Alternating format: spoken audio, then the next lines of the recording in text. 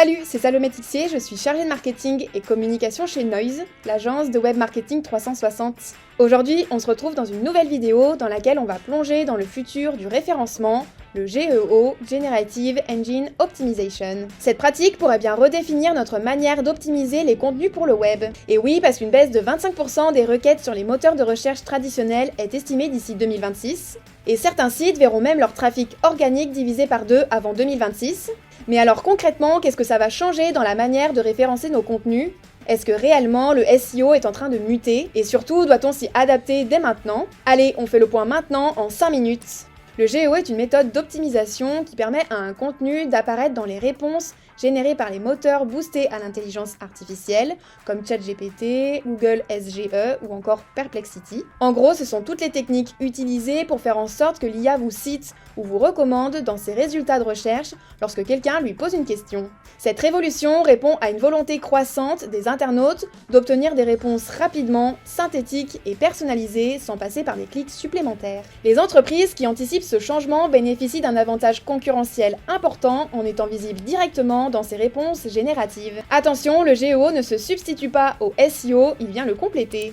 Le GEO présente de nombreux avantages. Il apporte une meilleure visibilité. Et oui, votre site internet apparaît directement dans les résultats générés par l'IA, ce qui favorise votre notoriété auprès des utilisateurs. Le GEO génère un trafic qualifié accru. Les réponses génératives ciblent précisément les intentions de recherche, ce qui attire des utilisateurs réellement intéressés par vos contenus. Le GEO renforce l'autorité. Être régulièrement sélectionné par les IA génératives renforce votre crédibilité et votre notoriété dans votre secteur. Cette nouvelle méthode de référencement permet un positionnement stratégique sur le long terme. Les entreprises qui adoptent précocement les bonnes pratiques du GEO prennent un avantage concurrentiel durable sur le marché. Et enfin, le GEO réduit le taux de rebond. Les utilisateurs trouvent immédiatement leurs réponses recherchées, ce qui améliore leur expérience utilisateur et leur engagement envers votre marque. L'optimisation pour les moteurs de recherche traditionnels, le SEO, et celle pour les moteurs de recherche génératifs, le GEO, reposent sur des logiques différentes, mais sont pour autant complémentaires. Le SEO repose sur l'optimisation autour de mots-clés précis pour apparaître dans les résultats des moteurs de recherche traditionnels comme Google ou Bing.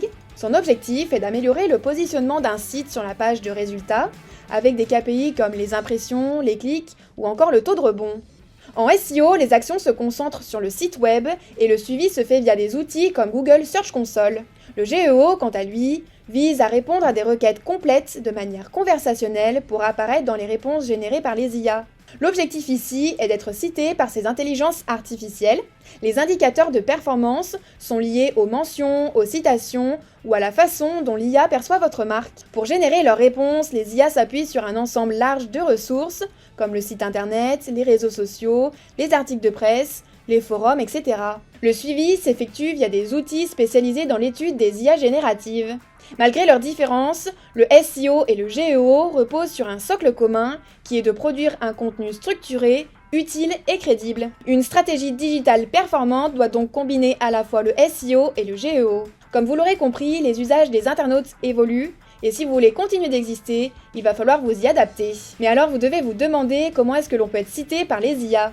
Eh bien, c'est ce que l'on va voir ensemble maintenant. Je vais vous présenter les 3 piliers essentiels. Tout d'abord, pour être cité par les IA, il faut avoir un contenu optimisé pour la recherche générative. Le contenu GEO est pensé avant tout pour répondre de manière claire, directe et contextualisée aux questions des utilisateurs. Il ne s'agit plus seulement de se positionner sur une requête, mais de satisfaire une intention spécifique dans une logique conversationnelle. Ensuite, un autre pilier du GEO est d'avoir une crédibilité renforcée par la marque. Plus votre marque est visible, citée et reconnue comme experte, plus les IA auront tendance à vous inclure dans leurs réponses. Travailler son branding, diffuser des communiqués de presse, publier sur les réseaux sociaux ou être mentionné sur des sites fiables sont autant de leviers pour renforcer votre autorité. L'objectif est de devenir une référence que l'IA identifie naturellement comme une source légitime. Et enfin, le dernier pilier du GEO est d'avoir une base technique solide et accessible. Un site rapide, bien structuré et accessible sur les mobiles est plus facilement interprétable et indexé par les IA génératives. Le GEO n'est donc pas une tendance passagère, c'est une vraie technique d'optimisation qui répond à l'évolution des usages